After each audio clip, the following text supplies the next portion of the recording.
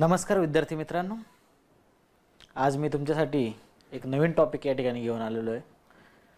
Determinants of agriculture, कृषी नियंत्रक घटक असं आपण त्याला मराठीमध्ये म्हणूयात. मागील काही दिवसांपूर्वी 20 सप्टेंबरला साधारणपणे संसदेमध्ये शेतीविषयक काही बिल पास करण्यात आले, काही अध्यादेश काढण्यात आले, त्यावरती कायदे करण्यात आले. त्या संदर्भामध्ये या ठिकाणी आज हा टॉपिक आला आहे. आपणही शेतकऱ्याचा पोरगा असल्याने हा विषय अतिशय जवळून हाताळायचा असं मी ठरवलं आणि आज तुमच्यासाठी खास हा विषय मी या ठिकाणी घेऊन येत आहे की कृषी ज्या ज्या घटकांमुळे नियंत्रित केली जाते. मग आपण मागील काही लेक्चरमध्ये पाहिलं आहे, त्यामध्ये सामाजिक घटक असतात, आर्थिक घटक असतात, सांस्कृतिक काही घटक असतात, काही फिजिकल घटक असतात किंवा प्राकृतिक घटक असतात. असे अनेक घटक कृषीवर परिणाम करत असतात, कृषीला नियंत्रित करत असतात किंवा कृषी व्यवसायावर मर्यादा आणत असतात. तसं शासकीय आणि राजकीय काय ध्येय धोरणं आहेत, याचा कृषीवरती काय परिणाम होतोय का, ते आपण या ठिकाणी प्रामुख्याने पाहूया. तर या आजच्या लेक्चरमध्ये आपण ही सगळी इत्थंभूत माहिती पाहणार आहोत. नक्कीच या ठिकाणी राजकीय आणि शासकीय घटकांचा फार मोठ्या प्रमाणामध्ये शेती व्यवसायावरती परिणाम होत असतो. या चित्रामध्ये तुम्ही पाहत असाल, संसदेचे चित्र या ठिकाणी मी दाखवलेलं आहे आणि अनेक पक्ष, अनेक पक्षांचे कार्यकर्ते, अनेक संघटना यामध्ये साधारणपणे समाविष्ट असतात. भारतामध्ये छोट्या मोठ्या अनेक संघटना आहेत. मोठ्या जर आपण पकडल्या तर 18 ह्या मोठ्या संघटना आहेत की ज्यांचे विचार, ज्यांचा सल्ला, ज्यांची मतं या नियोजनमध्ये, कृषीच्या नियोजनामध्ये विचारात घेतले जातात. तर हा नेमका काय प्रकार आहे ते आपण या ठिकाणी पाहूया. स्लाइड चेंज करतोय मी या ठिकाणी. सर्वात पहिलं जो आहे तो कृषीविषयक कायदे. कृषीविषयक कायदे हा जो प्रकार आहे, हा प्रकार आपल्याला या ठिकाणी लक्षात घेणं गरजेचं आहे. कृषीविषयक कायद्यांमध्ये तुम्हाला पाठीमागे माझ्या डॅशबोर्डला दिसत असेल की कृषीविषयक कायदे हा घटक अतिशय महत्त्वाचा कृषीवर नियंत्रित करत असतो. मग याला आपण शासकीय आणि राजकीय अशा अर्थाने काय घेतलं, बरोबर. कोणताही कायदा होत असताना संसदेच्या दोन्ही सभागृहामध्ये, की केंद्र स्तरावरती असेल किंवा राज्य स्तरावरती असेल, जो काही कायदा, जो काही नियम या ठिकाणी कोणत्याही क्षेत्राबाबत लागू होत असतो, त्याची सर्वात आधी संसदेमध्ये, विधिमंडळामध्ये चर्चा केली जाते आणि नंतर तो त्या राज्यासाठी, त्या देशासाठी तो कायदा संमत केला जातो. त्या कायद्याची अंमलबजावणी केली जाते. मग शेती हा विषय सुद्धा या ठिकाणी घेतलेला आहे आणि घाईघाईने या ठिकाणी आपण टीका नाही करणार, काही चांगले पण मुद्दे आपण या ठिकाणी पाहणार आहोत. टीका अशा अर्थाने करणार आहोत की संबंध भारतामध्ये, पूर्ण भारतामध्ये याला विरोध होत आहे, म्हणजे याच्यामध्ये काहीतरी चुकीचं असणार आहे. सगळेच पक्ष, सगळेच विरोधी पक्ष, सगळे शेतकरी संघटना काही मूर्ख नाही आहेत, बरोबर. याच्यामध्ये काहीतरी शेतकऱ्यांच्या बाजूने चुकीचा निर्णय घेतलेला आहे असं आपल्याला या ठिकाणी सांगता येईल आणि त्या संदर्भामध्ये आपण पूर्ण माहिती पाहणार आहोत. या स्लाइडमध्ये तुम्हाला पाठीमागे दिसत असेल agriculture corporation and farmers welfare, याच्यावरती तुम्हाला या ठिकाणी हा ॲक्ट या ठिकाणी पाहायला मिळेल. तर हा ॲक्ट काय आहे ते आपण या ठिकाणी सविस्तर पाहणार आहोत. तर याच्यामध्ये तुम्हाला सगळी माहिती, इथून आधी जे जे काही कायदे, जे जे काही बिल्स या ठिकाणी शेती संदर्भामध्ये तयार केले गेले, शेती संदर्भामध्ये अध्यादेश काढले गेले, तेही तुम्हाला पाहायला मिळतील. पण लेटेस्ट या ठिकाणी तुम्हाला या ठिकाणी लेटेस्ट या ठिकाणी पाहायला मिळेल की द फार्मर्स प्रोटेक्शन ॲग्रीमेंट, जो काय आपण सविस्तर पाहणार आहोत या कायद्यांसंदर्भात, या बिलांसंदर्भात. आणि शेतकऱ्याचं पोरगा असल्यामुळे आता शिकलेले शेतकरी आहेत, शेतकऱ्यांची मुलं या ठिकाणी 4 पुस्तकं शिकलेली आहेत, ग्रॅज्युएशन झालेले आहेत, कृषी पदविका झालेल्या आहेत आणि त्यांना या सगळ्या गोष्टी कळायला लागलेल्या. म्हणून या दाढीवाल्या सरकारला आपल्याला या ठिकाणी सांगता येईल की तुम्ही कोणताही चुकीचा जर निर्णय घेतला, त्याच्यावर अभ्यास करणारी यंत्रणा, अभ्यास करणारा शेतकरी वर्ग, या शेतकऱ्यांची मुलं या भारतामध्ये जन्माला आलेले आहे. म्हणून तुम्ही शेतकऱ्यांच्या विरोधी कुठलाही निर्णय घेऊ शकत नाही. इतक्या मोठ्या प्रमाणामध्ये भारतातून या ठिकाणी काय होतं आहे, विरोध होत आहे. परंतु तरीही त्याचं कायद्यामध्ये रूपांतर केलेलं आहे. बघूयात आपण आता पुढची काय प्रक्रिया आहे ती. ओके, पुढची स्लाइड या ठिकाणी मी घेतोय. ओके, या स्लाइडमध्ये तुम्ही पाहतात, बरोबर, 3 कायदे या ठिकाणी, अनेक कायदे केले गेले. साधारणपणे या आठवड्यामध्ये 15 कायदे, 25 दिवसामध्ये या कोरोनाचा थोडासा प्रभाव कमी झाल्यानंतर अधिवेशन भरल्यानंतर अनेक कायदे संमत केले गेले. म्हणजे इतक्या घाईघाईने 2 दिवसामध्ये साधारणपणे 15 त्या ठिकाणी कायदे अध्यादेश या ठिकाणी जारी करण्याचं काही कारण नव्हतं, परंतु त्यांनी केलं. पहिला कायदा आणि त्यानंतर लगेच भारताचं राजपत्र काढलं आणि तो कायदा लागू केला. बरोबर. पहिला त्या ठिकाणी कायदा आहे, आपण या ठिकाणी बघूया स्क्रीनवरती. The farmers produce trade and commerce into ब्रॅकेटमध्ये त्यांनी म्हणले प्रमोशन फॅसिलेशन बिल्स. तुम्ही जर टायटल त्याचं वाचलं तर फारसं लगेच लक्षात येत नाही, फार लांबलचक त्यांनी बनवलेलं आहे. पण त्याचा मराठीत आपण या ठिकाणी अर्थ समजावून घेऊया. शेतकरी उत्पादने, व्यापार व वाणिज्य कंसामध्ये प्रोत्साहन व सुविधा कायदा 2020. Minister of agriculture and farmers welfares या मंत्रालयामार्फत हा कायदा या ठिकाणी तोमर यांनी हा जारी केलेला आहे. बरोबर. लोकसभेच्या आता या कायद्यासंदर्भात या बिला संदर्भामध्ये का या ठिकाणी विरोध झाला ते आपण प्रामुख्याने समजावून घेऊया. ओके. का विरोध झाला? पहिला आहे शेतकरी उत्पादने, व्यापार, वाणिज्य प्रोत्साहन सुविधा. ओके. या संदर्भामध्ये आता याच्यामध्ये काय सांगितलं गेलंय की APMC agriculture produce market committee, APMC प्रत्येक मार्केट यार्ड असतं. जसं पुण्याचं गुलटेकडी मार्केट यार्ड आहे, वाशीचं वाशी मार्केट यार्ड आहे. बरोबर. APMC असते. मग की गव्हर्नमेंटची कमिटी असते. एक APMC एक रूल आहे, हा ॲक्ट आहे. तो ॲक्ट कोणासाठी आहे? हा शेतकऱ्यांसाठी ॲक्ट नाही, हा दलालांसाठी किंवा मध्ये कमिशन एजंट जे असतात व्यापारी लोकांसाठी ॲक्ट आहे. जर कोणी व्यापारी, जर कोणी कमिशन एजंट किंवा गाळेधारक, आपण आपल्या भाषेमध्ये गाळेधारक म्हणू, जर हमी भावापेक्षा, आता या ठिकाणी हमी भाव आपल्याला असेल किमान आधारभूत किंमत किंवा MSP, आपण पुढच्या काही स्लाईडमध्ये पाहणार आहोत. MSP म्हणून हा प्रकार आहे की शेतकऱ्याला त्याचे उत्पादन खर्च वगळता त्याला नफा शिल्लक राहायला पाहिजे, त्यालाच हमी भाव किंवा किमान आधारभूत किंमत.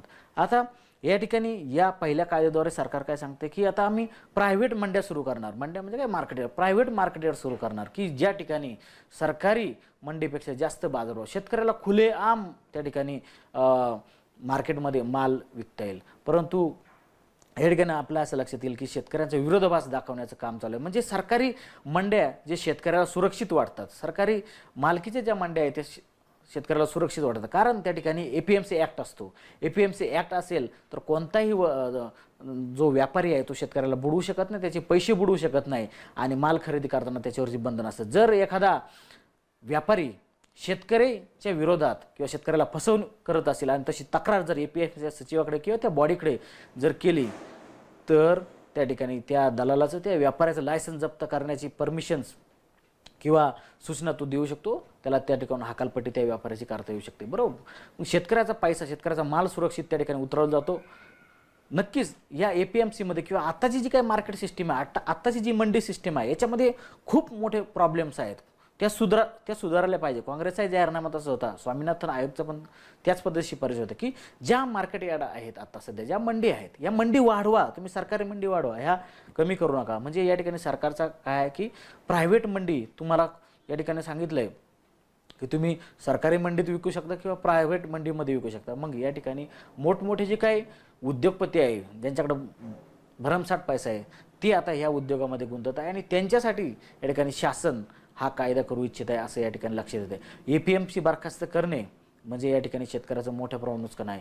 तुम्ही प्रायव्हेट याच्यामध्ये गेलात, प्रायव्हेट मंडीमध्ये तुम्ही या ठिकाणी गेलात तर त्या ठिकाणी सरकार सांगतंय किमान आधारभूत आम्ही त्या ठिकाणी किंमत ठेवणार, पण कायद्यामध्ये तसा शब्द टाकत नाही की आम्ही किमान आधारभूत किमतीला या ठिकाणी ठेवू. मग शेतकऱ्याला कुठेही माल विकता येईल असं या ठिकाणी या कायद्याद्वारे सांगितलं जाते. बरोबर. त्यांचे राज्यसभा आणि लोकसभेमधील सदस्य, आता लोकसभेत तर त्यांच्याकडे बहुमत आहे, बरोबर, भाजपाकडे बहुमत आहे, त्यांनी बहुमताने करून घेतला.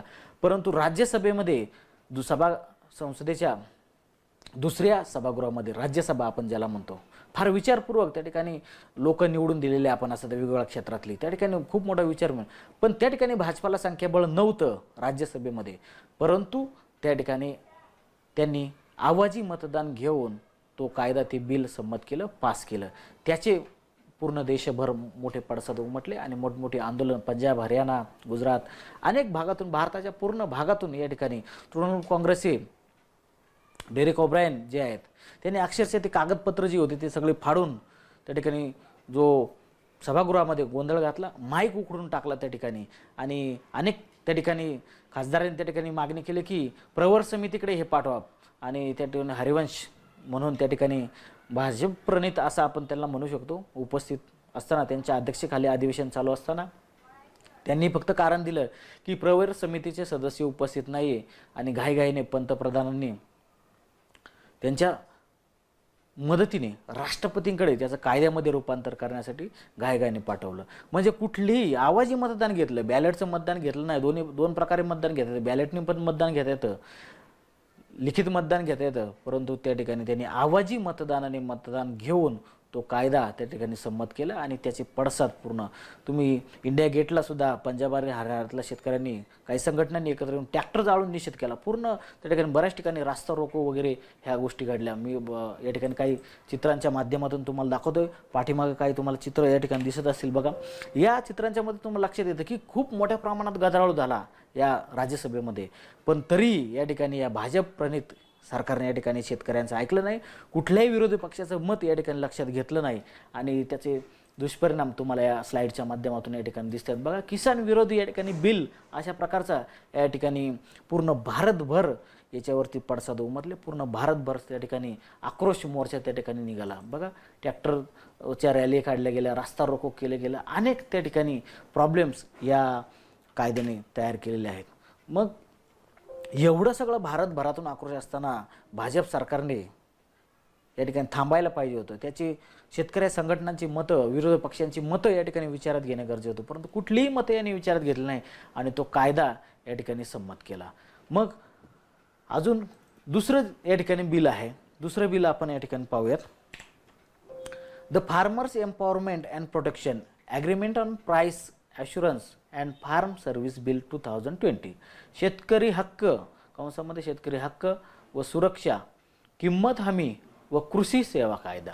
आता याच्यामध्ये त्याने सांगितलं की शेतकऱ्याला शेतकऱ्याचे हक्क मिळणार, बरोबर. मग कितीतरी दिवसापासून भारत स्वतंत्र झाल्यापासून किमान आधारभूत किंमत किंवा MSP आपण ज्याला म्हणतो, याच्यासाठी शेतकरी संघटना, शेतकरी नेते या ठिकाणी आक्रमक असतात. अनेक भागामध्ये यासाठी आंदोलन झाले, पण कुठल्याही सरकारने, कुठल्याही शासनाने आजपर्यंत कोणत्याही राज्यामध्ये किंवा किंबहुना आपण देशामध्ये म्हणू किमान आधारभूत कोणत्याही पिकाला या ठिकाणी दिलेलं नाही. आता या ठिकाणी भाव जाहीर केले जातात, बरोबर, MSPचे, ते आपण पुढे बघणार आहोत, परंतु ॲक्च्युअल त्या रेटला या ठिकाणी शेतकऱ्याचा माल खरेदी केला जातो का? नाही जात. की भारतातील कितीतरी शेतकऱ्यांना APMC काय प्रकारे माहीतच नसतो किंवा APMCचं त्याच्यावर कंट्रोल असतं, त्या व्यापाऱ्यांवर कंट्रोल असतं, हे कितीतरी शेतकऱ्यांना या ठिकाणी माहिती नाही. म्हणजे याचा जवळपास 8% शेतकरी, जवळपास आकडेवारी जर बघितली 8% शेतकरी याचा फायदा घेताना दिसून येतात. अनेक शेतकऱ्यांना APMC त्याचे रूल्स ॲक्ट काय आहे हे त्या ठिकाणी माहीत नाही. व्यापारी त्याला पाहिजे तेवढी लूटमार करतात आणि APMCचा जो अध्यक्ष असतो, बरं, राजकीय लोक असतात, हे कोणत्याही आमदारकी खासदारकीला उभं राहण्याच्या आधी मार्केट यार्ड, मंडई, कृषी उत्पन्न बाजार समिती आपण ज्याला म्हणतो, त्याच्या इलेक्शनला उभं राहतात, भरमसाठ पैसा कमवतात, हे लुटतात शेतकऱ्यांना. कुठेही या ठिकाणी शेतकऱ्यांचा या ठिकाणी जरी तो स्वतः शेतकरी असेल तर पदावर बसल्यानंतर शेतकऱ्याचा कुठल्याही प्रकारचा तो आदर करत नाही किंवा शेतकऱ्याचा फायदा होईल हे बघत नाही. त्याला पैसा कसा लुटता येईल आणि गडगंज पैसा मिळवून मग नंतर आमदारकी खासदारकीला किंवा इतर इलेक्शनला तो उभा राहतो. म्हणून बरेचसे तुम्ही नेते पाहिले असेल, ते आधी शेतकरी नेते होतात, शेतकऱ्यांना फसवतात, शेतकरी नेते होऊन कृषी उत्पन्न बाजार समिती लढतात, तिथं नेते होतात, तिथं अध्यक्ष होतात, APMCला अध्यक्ष होतात, मार्केट यार्डला अध्यक्ष होतात आणि नंतर मग आमदारकी खासदारकीला गडगंज पैसा हे व्यापाऱ्यांच्या मदतीने या ठिकाणी मिळवत असतात, लुटत असतात, शेतकऱ्याचं मोठ्या प्रमाणात नुकसान करत असतात. आणि दुसऱ्या कायद्यामध्ये या ठिकाणी शेतकऱ्याला हक्क आणि सुरक्षा मिळेल, बरोबर. आता या ठिकाणी त्यांनी सांगितलं की शेतकरी कुठेही आपला माल विकू शकतो, त्याला हक्क आहे त्याचा, त्याला पाहिजे त्या किमतीला विकू शकतो. पण हे व्यापारी लोक, शेतकरी बसणार आहे का रात्रंदिवस कुठं माल घेऊन रस्त्यावरती विकायला? त्याच्याकडे आहे का साठवणुकीचं साधन? किंवा एखाद्याने माल खरेदी केला त्याचे पैसेच नाही दिले तर काय करणार, बरोबर. त्यानंतर कृषी सेवा कायदा, कृषी सेवा केंद्र. आतापर्यंत आपण भरपूर कृषी सेवा केंद्रवाल्यांनी लुटलं, त्याला आपल्याकडच्या भाषेमध्ये हुंडेकरी असं म्हटलं जातं, बरोबर. दुकाने त्याचं खतही तोच विकणार, औषधही तोच विकणार, बियाणे तोच विकणार, मालही तोच घेऊन जाणार, बरोबर. कमिशन आहे तोच खाणार आणि कितीला विकलं हे शेतकऱ्याला काय सांगणार नाही. शेतकऱ्याला वाटते बाजारभाव पडलेले आहेत, बरोबर. कृषी सेवा कायदा, कृषी सेवा केंद्राच्या माध्यमातून मोठ्या प्रमाणात भारतातील शेतकऱ्यांची लूट केली. मग या ठिकाणी कृषी सेवा कायदा आणला आहे. मग कृषी सेवा कायदा म्हणजे काय की कॉर्पोरेट फार्मिंग हे नवीन फॅड या ठिकाणी आले. ज्या लोकांकडे पैसे ठेवायला जागा नाही ते आता शेतीमध्ये उतरायला लागले, कारण टॅक्स लागत नाही. बरोबर, डायरेक्ट शेतीला टॅक्स लागत नाही, इनडायरेक्ट कसा टॅक्स लागतो ते आपण पुढच्या स्लाइडमध्ये पाहणार आहोत. डायरेक्ट शेतीला या ठिकाणी टॅक्स लागत नाही. मग हे लोक काळ्याचं पांढरं करायला या ठिकाणी ब्लॅक मनी जो आहे, मोठमोठे उद्योजक आहे ब्लॅक मनी शेतीमध्ये गुंतवत आहे. तुम्ही पाहत असाल ग्रामीण भागामध्ये मोठमोठे शेती घेतात, फार्म उभारतात, काय काय साईडने सगळे पत्रे लावतात, ग्रीन कापड लावतात, आत काय चाललंय दाखवत नाही. बरोबर, आत शेतीच चालली, काही इतर काही काळे धंदे चाललेत. बऱ्याचशा भारतामध्ये या ठिकाणी पोलिसांनी छापा टाकलेला आहे. अफूची शेती केली जाते, परमिशन नसताना अफूची प्रमाणापेक्षा जास्त अफूची शेती त्या ठिकाणी केलेली पाहायला मिळते. म्हणजे असे खसखस आपण ज्याला म्हणतो, त्याच्यापासून अफू हा अंमली पदार्थ आहे, हा इंटरनॅशनल ड्रग्स आहे, तो अंमली पदार्थामध्ये समावेश होतो. त्याला फाईन आहे मोठ्या प्रमाणामध्ये, तुरुंगात जाल जर कुणी अशा प्रकारचा अफू तयार करत असेल तर. मग हे मोठमोठे उद्योजक आहे 2-4 एकर या ठिकाणी शेती घेतात, 2-4 एकर पत्रे लावतात. बरोबर, आत काय चाललंय, शेती काय चालली का दुसरंच काय उद्योगधंदा चाललाय, काळा बाजार चाललाय, हे काही बाहेरच्या लोकांना कळत नाही. अशा प्रकारचे अंमली पदार्थ इतर काही उद्योगधंदे करताना आपल्याला पाहायला दिसून येतात. मग कृषी सेवा कायदा, ॲग्रीमेंट करायचं. कृषी कॉर्पोरेट फार्मिंग म्हणजे काय होणार, समजा माझ्या भागात टोमॅटोची शेती या ठिकाणी पिकते, मग स्वास्तिक कंपनी येणार, चला ही कंपनी आली, ती कंपनी आली, अमुक आली, ढमुक आली, येणार शेतकऱ्यांना म्हणणार तुमचे टोमॅटो किती रुपये किलोने, 20 रुपये किलोने जातात. ठीक आहे, 20 रुपये किलोने, आम्ही तुम्हाला 25 रुपये भाव देतो. काय 25 रुपये? शेतकऱ्याला वाटणार अरे आपण 20 रुपयाने विकतोय, 25 रुपये या ठिकाणी भाव जर आपल्याला मिळत असेल करू त्याच्याबरोबर ॲग्रीमेंट. हे 10-12 पानाचं इंग्लिशमध्ये ॲग्रीमेंट असतं.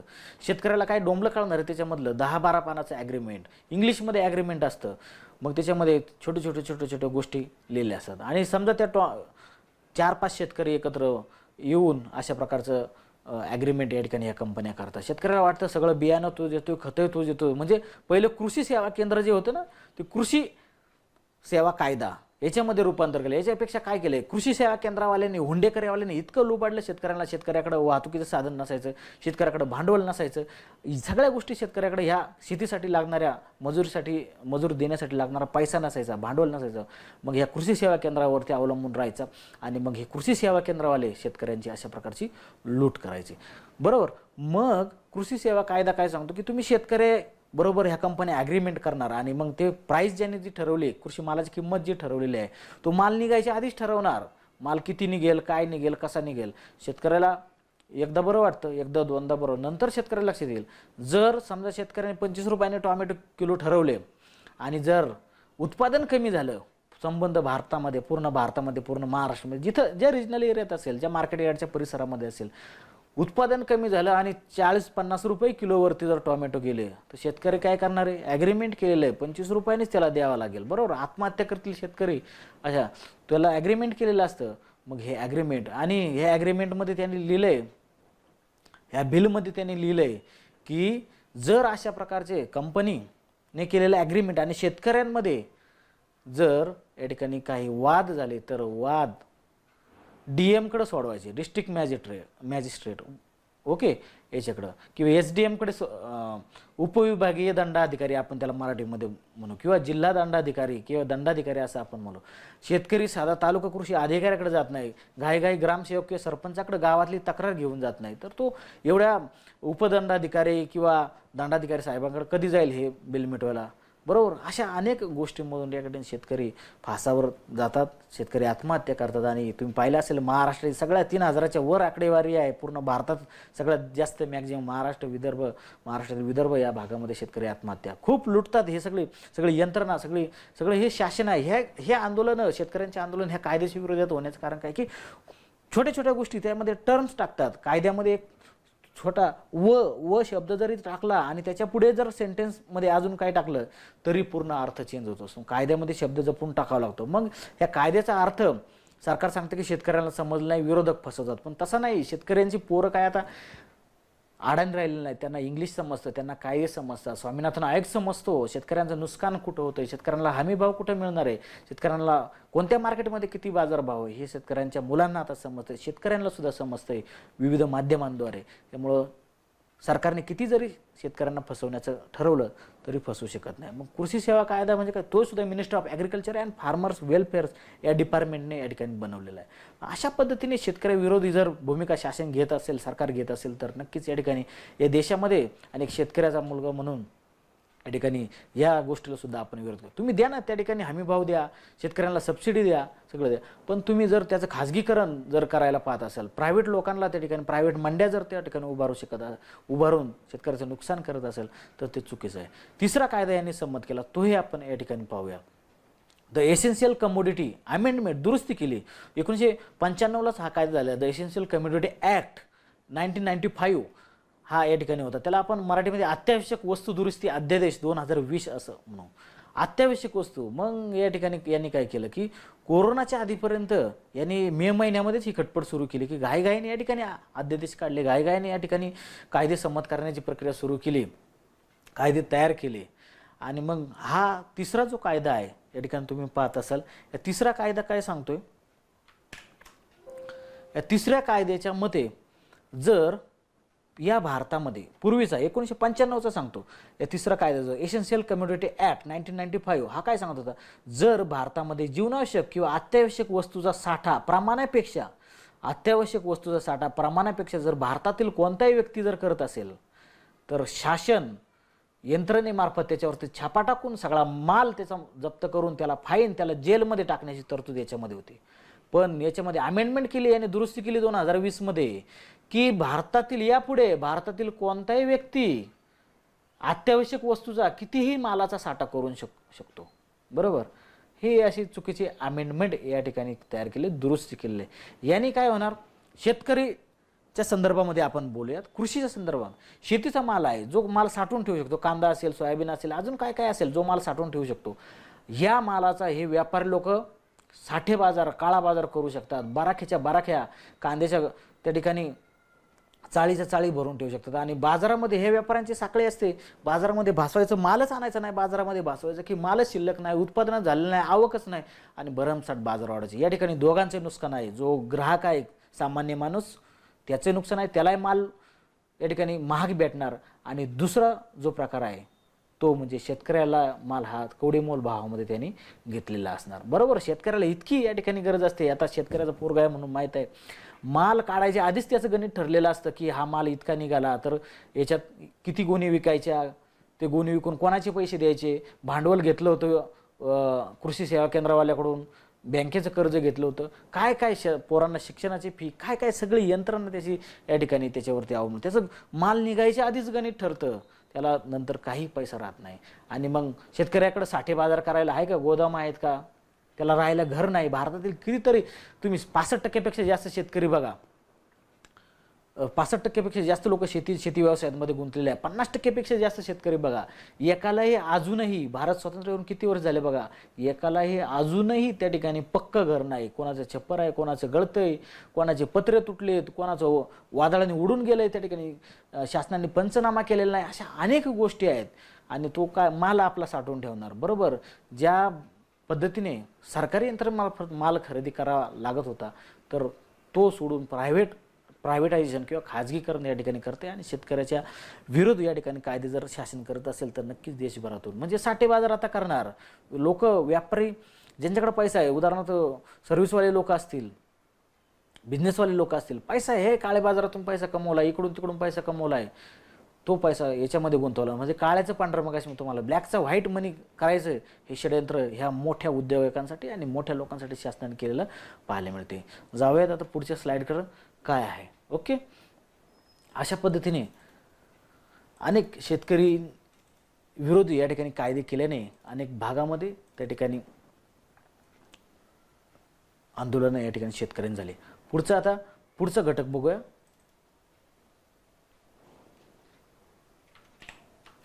जमिनीचा वापर व हस्तांतरण ही सुद्धा प्रक्रिया शासनाच्या अंडर येते. बरोबर, शेतीच्या संदर्भातच हा घटक आहे. बरोबर, जमिनीचा वापर आणि जमिनीचं हस्तांतरण. महसूल व वन विभाग असतं. आपण जरी आपल्या नावावर सातबारा असता असला तर रस्ता जायचा असेल, काही डेव्हलपमेंट शासनाला करायचं असेल, काही करायचं असेल तर शासन त्या ठिकाणी ती जमीन लगेच भूसंपादित, काय शब्द वापरतात, भूसंपादित, महसूल आणि वन विभाग याच्या अंडर लगेच त्या ठिकाणी शेतकऱ्याला नोटीस येतात. कॅनल जायचा असेल, रस्ता जायचा असेल, अजून काही डेव्हलपमेंट, पूल बांधायचा असेल, रेल्वे जायचं असेल, लगेच त्या ठिकाणी नोटीस लागतात महसूल आणि वन विभागातर्फे की तुमची एवढी एवढी जमीन आम्ही संपादित करत आहोत आणि याच्यानुसार तुम्हाला या ठिकाणी मोबदला दिला जाईल. बरोबर, असे या ठिकाणी घटक त्यामध्ये समाविष्ट असतात. त्यानंतर कुळ वहिवाट व शेतजमीन कायदा हा या ठिकाणी 1 एप्रिल 1957 रोजी कृषिक दिनाची घोषणा करून या ठिकाणी संमत करण्यात आला. म्हणजे हा कायदा आपण एका लेक्चरद्वारे पाहणार आहोत. कुळ वहिवाट कायदा भारत आणि महाराष्ट्रामध्ये कशा प्रकारे इंदिरा गांधींचं त्या ठिकाणी सरकार होतं ज्या वेळेस, त्या वेळेपासून कसा लागू केला गेला आणि त्याचा फायदा कोणाला झाला, तोटा कोणाला झाला, काय सगळं यंत्रणा ते आपण पाहूया. मग अशा कायद्यांच्या माध्यमातून या ठिकाणी कुळ वहिवाट कायदा असेल, अनेक जमीन हस्तांतरणाच्या प्रक्रिया असतील, भूसंपादनाच्या प्रक्रिया असतील, विमानतळ बांधायचे पुरंदरला निघाले, या ठिकाणी घेतले शेतकऱ्यांच्या जमीन ताब्यात, विचारलं नाही शेतकऱ्यांना, घेतली जमीन, धरण बांधायचे घेतली जमीन, पावना धरणग्रस्तांचे तुम्ही पाहिलं असेल. 1963ला या ठिकाणी जवळपास धरण बांधून पूर्ण झालं. 2020 साल उजाडलं तरी त्या लोकांच्या जमिनी अजून शासनाच्या ताब्यामध्ये आहेत. ज्या ठिकाणी पाणी येणार नाही, भरमसाठ जमिनी त्या ठिकाणी भूसंपादित केल्या, शेतकऱ्याला विचारात घेतलं नाही. ज्या भागात पाणी येणार नाही, धरणाचं अडवलेलं, पूर्ण डोंगराच्या भागच्या भाग या ठिकाणी संपादित करून घेतला. असं शेतकरी विरोधी या ठिकाणी काही कायदे केले जातात, त्याचाही या ठिकाणी शेती व्यवसायावरती परिणाम होतो किंवा कृषीवर नियंत्रण टाकणाऱ्या घटकामध्ये याचा समावेश होतो. जाऊयात पुढच्या स्लाइडमध्ये आपण. Taxes on agriculture. आता कृषी क्षेत्रावरती काही टॅक्स लावला जातोय का ते आपण या ठिकाणी पाहूया. कृषी क्षेत्रावरती काही टॅक्स आहे का? ओके, मगाशीच मी तुम्हाला सांगितलं की टॅक्सेस संदर्भात बघूया. कृषीच्या उत्पादनावर समजा मी 100 पोते या ठिकाणी गहू उत्पादित केला, मी शेतकरी आहे, मी 100 पोते गहू उत्पादित केला आणि तो मार्केटमध्ये विकला, डायरेक्ट आहे, शेतातून घेतला मार्केटमध्ये विकला, बरोबर, त्याला कुठल्याही प्रकारचा टॅक्स नाही. म्हणून काही लबाड लोक काय करतात, शेती व्यवसायामध्ये पैसा गुंतवण्याचा, बिझनेसमॅन टॅक्स चुकवण्यासाठी, कर चुकवण्यासाठी शेती व्यवसायामध्ये पैसा गुंतवणं पाहिजे. पण इनडायरेक्ट जर त्या ठिकाणी तो पैसा कमवत असेल, डायरेक्ट उत्पादन विकतोय काय अडचण आहे, पण इनडायरेक्टली जर तो पैसा कमवत असेल तर ते उत्पादन टॅक्सेबल असतं. किंवा मी नोकरीला आहे आणि माझी मिसेस जर शेतीतून उत्पादन मिळवत असेल तर एकत्रित दोघांचं टॅक्स रिटर्न जर भरायचं असेल त्या कुटुंबाचं, तर त्या ठिकाणी त्या शेतीतून मिळणारं उत्पादन जे आहे ते टॅक्सेबल अमाऊंटमध्ये पकडलं जातं. कशा पद्धतीने पकडलं जावं बघूया पुढच्या स्लाइडमध्ये. ओके, स्लाइडमध्ये तुम्हाला दिसत असेल, स्लाइड मी या ठिकाणी मोठी करतो बघा. कोणतेही भाडे किंवा महसूल भारतातील जमिनीपासून मिळवला आणि तो शेतीसाठी वापरला जातो तर शेतातून जे काही उत्पन्न मिळेल ते कर बाधित असेल किंवा त्यावरती सरकार कर लावेल. काय, कोणतेही भाडे, एखाद्याने जमीन भाड्याने दिली, काय महसूल त्याच्यापासून मिळत असेल त्या जमिनीपासून तर ते टॅक्सेबल अमाऊंट. दुसरं, कृषी मालावर प्रक्रिया करणारा उद्योगधंदा. कृषी मालावर प्रक्रिया करणारा उद्योगधंदा जर त्या शेती क्षेत्रावर त्या शेतजमिनीमध्ये असेल, ॲग्रो प्रोसेसिंग बिझनेस आपण म्हणू, ॲग्रिकल्चर प्रोडक्शन बिझनेस असे आपण त्याला म्हणू, ॲग्री बिझनेस असं आपण म्हणू. तर उदाहरणार्थ डेअरी फार्मिंग आहे, उदाहरणार्थ दूध त्या ठिकाणी संकलित केलं आणि दुधावरती प्रक्रिया करणारा उद्योगधंदा जर असेल तर त्या ठिकाणी त्यावरती टॅक्स लावला जातो. तिसरा, फार्म हाऊस कोणी बांधलं असेल, स्टोर हाऊस किंवा गोदामं जर बांधले असेल, कांद्याच्या चाळी आपण मगाशी म्हटलं, बरोबर, धान्य साठवण्याचे गोदाम बांधले असेल आणि त्यापासून जर भाडे मिळत असेल ते सुद्धा टॅक्सेबल. शेतकऱ्याची स्वतःची असेल तर नाही, पण दुसऱ्याचे असेल, प्रायव्हेट असेल, साठवणूक करत असेल तर त्याच्यापासून जे भाडे मिळत असेल ते टॅक्सेबल अमाऊंटमध्ये येतं किंवा त्याच्यावरती कर लावला जातो. रोपवाटिका किंवा बी बियाणं जर कोणी तयार करून विकत असेल त्याला आपण नर्सरी म्हणू. नर्सरी जर रोपवाटिका किंवा बी बियाणं तयार करून जर विकत असेल तर ते टॅक्सेबल अमाऊंटमध्ये येतं, म्हणजे इनडायरेक्ट पद्धतीने. आणि सामायिक जोडीदार म्हणजे मगाशीच मी तुम्हाला सांगितलं की मी आणि माझी मिसेस, मी नोकरीला आहे, माझी मिसेस शेती व्यवसायातून जे काय अमाऊंट येत असेल टॅक्स भरलं, या टॅक्स सिस्टममध्ये तुमचं पॅन कार्ड असेल तर भारतामध्ये कुठेही तुम्ही ट्रेस होऊ शकता. कोणत्याही इन्कम टॅक्स डिपार्टमेंटला तुमची माहिती त्या ठिकाणी कळणार. तुम्ही पैसे किती घेताय, किती कमवताय, शेतातून किती आले, कोणाकडून किती आले, उसने किती घेतले, पाठवले किती, कर्ज किती आहे, सगळं तुमच्या पॅन कार्डवर या ठिकाणी येत असतं. म्हणून कुणीही त्या ठिकाणी लबाडी करण्याचा प्रयत्न करणार नाही. शासनाचं लक्ष असतं, शासन लक्ष ठेवून आणि ऑटोमेटेड सिस्टीम असते ती कॉम्प्युटर. शेतीतून इनडायरेक्ट जर तुम्ही उत्पन्न मिळवत असाल, शेतीतून जर इनडायरेक्ट उत्पन्न मिळवत असाल तर तुम्हाला त्या ठिकाणी गव्हर्नमेंटला टॅक्स द्यावा लागेल, अन्यथा तुमच्यावर इन्कम टॅक्सची कारवाई. पण डायरेक्ट तुम्ही घेत असाल डायरेक्ट तुमचं प्युअर शेतकरी असाल तर त्या ठिकाणी तुम्हाला ॲग्रिकल्चर टॅक्स लागणार नाही की कृषी क्षेत्रावरती टॅक्स लागणार नाही. जाऊयात पुढच्या स्लाइडमध्ये. आता सगळ्यात महत्त्वाचा टॉपिक आपण बघूया, MSP. बघा आपले दाढीवाले बाबा अत्यंत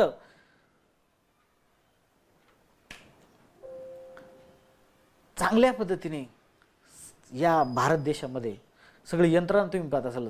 आता अलीकडेच झालेले काही प्रकरणं असतील, दलितांविरोधी असतील, शेतकऱ्यांविरोधी असतील, सगळी कुठल्याही प्रकारची या ठिकाणी सरकारकडून दखल चांगल्या पद्धतीने घेतली जात नाही आणि त्या ठिकाणी भारतामध्ये सगळ्याच बाबतीमध्ये असंतोष पसरला आहे. MSP मिनिमम सपोर्ट प्राईस, त्याला इंग्लिशमध्ये किमान मिनिमम सपोर्ट प्राईस किंवा त्याला मराठीमध्ये किमान आधारभूत किंमत असं या ठिकाणी म्हटलं जातं. मग कृषी बिलच्या संदर्भामध्येच मगाशीच मुद्दा मी काढला होता की कायद्यामध्ये ते कुठे टाकत नाही की आम्ही हमीभाव देऊ, किमान आधारभूत किंमत टाकलं नाही, फक्त आश्वासन दिलेलं आहे, प्रोत्साहन दिलेलं आहे. शेतकऱ्यांना प्रोत्साहन देण्याची काही गरज नाही, शेतकरी स्वतः त्या ठिकाणी कष्ट करून सगळं कमवत असतात. तुम्ही कायद्यामध्ये टाका की आम्ही तुमच्या इतक्या मालाला इतका भाव या ठिकाणी देऊ. काय आहे MSP आपण या ठिकाणी समजावून घेऊया थोडक्यात.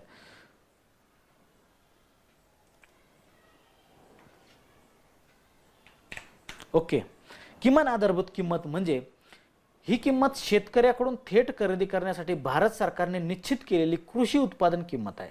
कोण ठरवते? भारत सरकार ठरवतं की अमुक अमुक माल असेल. आता सोयाबीनचं उत्पादन झालंय, सोयाबीनची किमान आधारभूत किंमत वर्षातून 2 वेळा या ठिकाणी किमती ठरवल्या जातात. रब्बी हंगामासाठी आणि खरीप हंगामासाठी शासनाच्या यंत्रणेमार्फत किमान आधारभूत किंमत ठरवली जाते. म्हणजे किमान आधारभूत किंमत म्हणजे काय? शासन निश्चित करतं. कसं निश्चित करतं? खुल्या बाजारात. का ठरवली जाते? खुल्या बाजारात उत्पादन खर्चापेक्षा कमी भाव असल्यास हा दर पिकाच्या नफ्यासाठी व शेतकऱ्याचे नुकसान होऊ नये म्हणून किमान आधारभूत किंमत शासनाद्वारे ठरवली जाते. काय आहे MSP? शेतकऱ्याचा खर्च किती झालाय त्या पिकावरती, पीक लागवडपासून तर पीक मार्केटपर्यंत नेण्यापर्यंत त्या एखाद्या पिकासाठी खर्च करता येते. कमिटी असते, ती कमिटी ठरवते. ती एक आयोग आहे, तो MSP ती ठरवत असते आणि मिनिस्ट्रीच्या अंडर हे काम या ठिकाणी चालत असतं. MSP ठरवत असते. परंतु तुम्ही जर आता MSP या ठिकाणी मी दाखवणार आहे पुढच्या स्लाइडमध्ये MSP पाहिली आणि हे सगळे कृषी बिल पास झालेले पाहिले तर याच्यामध्ये सरकारचा तोटा आहे. म्हणूनच विरोधक शेतकरी संघटना इतके आक्रमक झालेले आहे. MSP एक ठरवतंय, खरेदी एक करायची, काय सगळा या ठिकाणी गोलमाल या शासनाने केलेलं दिसून येते. MSP म्हणजे काय याची व्याख्या लक्षात ठेवा की उत्पादन खर्च, जसं आपण कंपन्यामध्ये बघतो, समजा TV उत्पादन करायचं आहे, TV उत्पादनासाठी लागणारा खर्च आणि त्याची विक्री किंमत जी आहे ती विक्री किंमत याच्यामध्ये नफ्याचा काहीतरी एक संबंध येतो, बरोबर. मग नफा शेतकऱ्याला सुद्धा मिळाला पाहिजे. जसं कंपनी कारखानदारांना या ठिकाणी शासन बघतं नफा मिळाला पाहिजे, त्याच्यावरती काहीच बंधन नाही, बरोबर. असं TV बाजारामध्ये आहे ना, आपण त्या ठिकाणी भाव करू शकतो का? हे 200 रुपयाला दे, 400 रुपयाला दे, 2000ला दे, असा भाव करू शकतो का? मग शेतकऱ्याच्या मालाची किंमत शेतकऱ्यांनी ठरवायला पाहिजे. जसं कारखानदार त्यांच्या कारखान्यामध्ये, त्यांच्या कंपनीमध्ये, त्यांच्या इंडस्ट्रीमध्ये उत्पादित केलेला जो माल आहे, त्याचा इंडस्ट्रियल माल आपण ज्याला म्हणू, त्याची किंमत स्वतः ठरवत असतात. मग शेतकऱ्यांनी उत्पादित केलेला जो माल आहे त्या मालाची किंमत ठरवण्याचा अधिकार शेतकऱ्याला का नाही, हे शेतकरी संघटनाचं म्हणणं आहे. आणि त्याला MSP आणि MSP सुद्धा ठरवताना या ठिकाणी रब्बी आणि खरीप हंगामासाठी MSP ठरवताना सुद्धा शेतकरी संघटनाने या ठिकाणी विचारात घेतला नाही. सरकार त्यांच्या पद्धतीने या ठिकाणी MSP ठरवत असतं, बरोबर. पाहूयात आता आपण पुढच्या स्लाइडमध्ये काय या ठिकाणी गोष्टी आहेत त्या. ओके, मग कशी ठरवली जाते MSP ती आपण या ठिकाणी पाहूयात.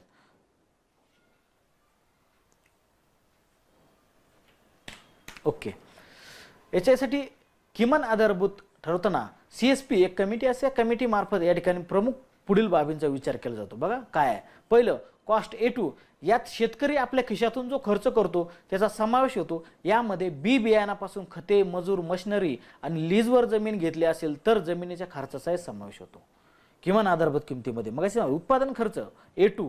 ओके, त्यानंतर कॉस्ट A2 प्लस FL म्हणजे काय? फॅमिली लेबर, शेतकऱ्याच्या कुटुंबातीलच लोक त्या शेतीमध्ये काम करत असतात, त्याचाही खर्च, त्याचाही मजूर या ठिकाणी गृहीत धरले पाहिजे. काय आहे ते? शेतात शेतकऱ्याचे कुटुंबही काम करतं, यामध्ये त्याच्या कामाचाही मोबदला मोजला जातो. याला अनपेड फॅमिली लेबर असं म्हटलं जातं, FL. आणि तिसरं आहे C2 कॉस्ट. कॉम्प्रेहेन्सिव्ह कॉस्ट म्हणजे खर्चाची गणना करण्याचे सर्वात व्यापक हे सूत्र आहे. यामध्ये कुटुंबातील मजूर, जमिनीचं भाडं आणि शेतकरी कामासाठी गुंतलेल्या रकमेवर व्याजाचाही समावेश केला जातो. यासाठी शेतकरी आणि कृषी तज्ञ आग्रही आहे. तिसरा जो प्रकार आहे C2, हा लागू केला पाहिजे आणि स्वामीनाथन आयोगामध्ये सुद्धा याच शिफारसी सांगितलेल्या आहे. या सगळ्या खर्चाचा किमान आधारभूत किंमत ठरवताना सगळ्या खर्चाचा विचार या ठिकाणी केला पाहिजे. पण भारतात अजूनही या ठिकाणी अंडरलाईन केलं बघा, A2 आणि FL हेच सूत्र अवलंबत आहे. शेतकऱ्याचे बियाणे खतावरील खर्च, मजुरी, शेतातील काम करणारी मजूर, स्वतःच्या कुटुंबातील मजूर याचा समावेश, याचा सुद्धा खर्च शेतकरी पकडत, शेतकऱ्याने जो केलेला खर्च असतो किंवा त्याची मजुरी गृहीत धरून कॅल्क्युलेट करून तो सुद्धा खर्च किमान आधारभूत ठरवताना केला पाहिजे असं शेतकऱ्यांचं म्हणणं आहे. परंतु याकडे कुणाचंही, कोणत्याही संघटनेचं, कोणत्याही सरकारचं लक्ष नाही आणि याचा तोटा हा शेतकऱ्यांना मोठ्या प्रमाणात सोसावं लागत आहे. म्हणून भारतामध्ये हे C2 हे सूत्र जर राबवलं, C2 ह्या दोन्हींचं मिक्स आहे, बरोबर, या सगळ्यांचं मिक्स आहे. परंतु आता फक्त A2 आणि FL हे एवढं सूत्र राबवलं. तिसरं जी कॉम्प्रेसिव्ह कॉस्ट आहे, म्हणजे सर्व खर्चाची गणना, त्याच्यावरती व्याज, बरोबर, एक महिन्यात एक पीक, 1 महिन्याचे, 2 महिन्याचे, 3 महिन्याचे, 3 महिन्यासाठी त्याचा खर्च त्या ठिकाणी किती होतोय त्याच्यावरती व्याज, आणि ते सगळं पकडून मग त्याला त्या कृषी मालाला किंमत द्यायची, अशा प्रकारचा हे सूत्र आहे. परंतु आजपर्यंत हे सूत्र कोणी या ठिकाणी राबवताना दिसून येत नाही. ओके, आता या संदर्भामध्ये तुम्हाला शासन वर्षातून 2 वेळा, 1 वर्ष अगोदर गेल्या वर्षीच या ठिकाणी आता रब्बी आणि खरीपाची किमान MSP ठरवलेली आहे. बघा, agriculture corporation and farmers welfare, हे मी तुम्हाला जाणीवपूर्वक दाखवतोय. शेतकऱ्याची काही मुलं असतील, शेतकरी असतील, हे बघणारे विद्यार्थी आहेत, शेतकऱ्याची मॅक्झिमम आपल्याकडे महाराष्ट्रामध्ये शेतकऱ्याची मुलं आहेत. तुम्हाला कळायला पाहिजे MSP काय प्रकार आहे, कसं आहे. या साईटवरती, या वेबसाईटवरती तुम्ही जर गेलात, बघा, minimum support price of kharif crop for marketing season 2020-2021 2020-21 साठी या ठिकाणी डाउनलोड बटनावर तुम्ही क्लिक केलं तर तुम्हाला लगेच पाहायला मिळेल खरीपासाठी कोणत्या पिकाला किती या ठिकाणी हमी भाव. बघा, आता पुढच्या स्लाइडमध्ये कसं गंडवतं शेतकऱ्यांना हे सरकार. आता या ठिकाणी एक चार्ट आहे, बघा, खरीपाचा चार्ट आहे आणि रब्बीचा चार्ट आहे. ते त्या ठिकाणी जो काही अधिकारी असेल, आता हे अधिकारी एवढे किंमत ठरवत असतात, हे गेलेत का कधी शेतामध्ये, यांनी कधी घाम गाळलाय का, कधी रात्रीचं पाणी भरले का, लाईट गेल्यानंतर त्याला नदीला मोटर चालू करायला जावं लागते, हे सगळं कधी पाहिलेलं का. पण शासन याचा सगळ्याचा कुठला आहे, कॉम्प्रेसिव्ह कॉस्ट C2 ही कॉस्ट जर ॲड केली तर शेतकऱ्याचं नुकसान होणार नाही, शेतकऱ्याला चांगल्या पद्धतीचा भाव या ठिकाणी मिळेल. बघा, आता मी पहिल्या चित्रामध्ये तुम्हाला दिसते, बघा, हे खरीपासाठी पर क्विंटलचं दिलंय. पॅडी तांदळासाठी या ठिकाणी दिले 1868 हमी भाव. जा कोणत्या APMCला शेतकऱ्याचा भाव एवढ्या कमीने या ठिकाणी, आपण शहरामध्ये 40-45 रुपये किलोने या ठिकाणी तांदूळ घेतो, 20 रुपये किलोने तांदूळ घेतो, 30 रुपये किलोने तांदूळ घेतो, क्वालिटीनुसार तांदूळ असतो. मग हे मधले व्यापारी लोक आणि काही कंपन्या मिळून हा भाव ठरवत असतात. पण शेतकऱ्याचं जर तुम्ही बघितलं किती ठरवलं गव्हर्नमेंट, बघा, MSP 1868, तूर आहे, काय काय कापूस आहे 5825. पहिलं तुम्ही पाहिलं असेल 6000 7000 नाही, सॉरी 6000 5500 इतक्या किमतीने या ठिकाणी कापूस गेला. 5825 या ठिकाणी दाखवतंय. लांब धाग्याचा जर कापूस असेल, करा कोणत्या APMCला फोन, करा कोणत्या मार्केटला फोन, शासन म्हणते MSP 5825 कापसाला, विचारा तिथल्या मार्केटमध्ये काय रेट आहे, 3000 4000 2000. कारण काय सांगणार, तुमची मालाची गुणवत्ता नाही. ठीक आहे, तुम्ही 400-200 रुपये कमी करा त्याच्यामध्ये, मग तुम्ही 1000-2000 त्या ठिकाणी फरक दाखवताय शेतकऱ्याला. म्हणूनच मगाशी मी सांगितलं की 6 ते 8% शेतकऱ्यांना फक्त APMC आणि हे मार्केटचे रूल्स किंवा कायदे माहीत आहे. बाकी उर्वरित 90, 92, 94, 95, 96% शेतकऱ्यांना हे सगळे APMC ही सगळी यंत्रणा माहीत नाही. त्याला वाटलं मालाची आवक जास्त झाली आहे, MSP जरी असेल, मालाची आवक जास्त झाली आहे आणि त्या ठिकाणी माझ्या मालाला किंमत मिळाली नाही. आता रब्बीसाठी याने दिले, बघा, गव्हासाठी दिले 1925. शेतकऱ्याचा आता गहू निघाल्यानंतर बघा 10, 12, 13, 14, 15 रुपयांनी खरेदी करतात व्यापारी लोक. सरकार या ठिकाणी सांगते 1925. कुठल्याही मार्केट यार्डला बघा, मक्याचं उत्पादन तुम्ही पाहिलं असेल. आता बिहार, पश्चिम बंगाल या ठिकाणी त्या भागामध्ये मक्याचं, उत्तर प्रदेशमध्ये मक्याचं उत्पादन आता झालेलं आहे. किती सांगते मक्यासाठी या ठिकाणी, बघा, माईचं सांगते 1850 रुपये पर क्विंटल. तुम्ही जर ॲक्च्युअल लावा, कोणत्या APMCला फोन लावा किंवा तिथल्या मार्केट रेटची चौकशी करा. तुमचं कोणी जर मित्र असेल पूर्ण भारतामध्ये 800-900च्या वर हे मका खरेदी करत नाही, बरोबर.